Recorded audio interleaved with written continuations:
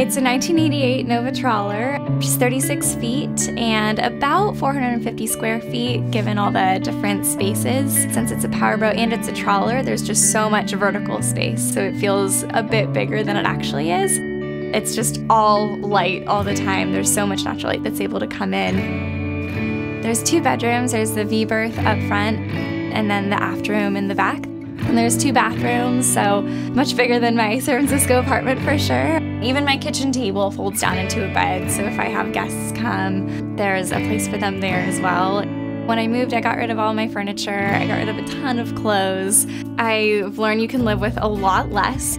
Getting creative with storage is always a fun thing to do on a boat. For example, the stairs going into my bedroom is a perfect cupboard for shoes, so that's now my shoe closet.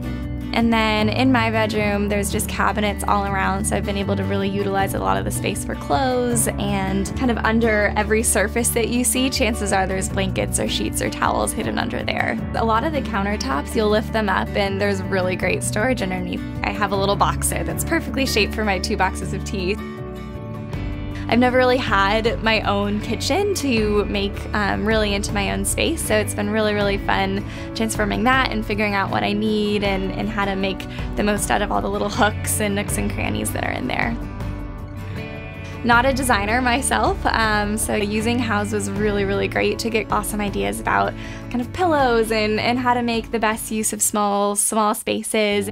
So when I moved in, the upholstery, it was pretty old. It was a little bit moldy and had holes in it, and it wasn't looking its best. So we got it reupholstered, and it really helped improve this space a lot. I knew that I wanted to create a space that just made me feel really good and was really calm and welcoming towards guests. My favorite thing to decorate was probably the back deck, because that's where we spend most of our time. We have a table that kind of can serve as a big table for lots of people or fold into a smaller table when we're having more people just standing out there. There's a bar out there and a succulent garden, and that was my favorite space to decorate. When I do work from home, it's definitely the best office I could ever ask for, so it's really nice to be able to work out on the back deck when it's sunny. Gives working from home a whole new meaning. Some people think I'm a little crazy for living on the boat. It's nice knowing that I'm putting my money into something that is mine instead of just renting. It really kind of seems like my floating condo with really good views. The first time it rained, I was here by myself, and it was a little alarming to wake up and realize that it was actually raining inside my room. So I need to fix a couple leaks before the rainy season starts. I bought my boat for $45,000 and expected to put more money into it, really creating the strong foundation. And like you would in a house, you need to make sure that everything is working on the inside before you can start having fun and decorating the outside, or what people can see. My dad and my neighbor and then my boyfriend and I all spent a lot of weekends together inside very small spaces inside my engine room.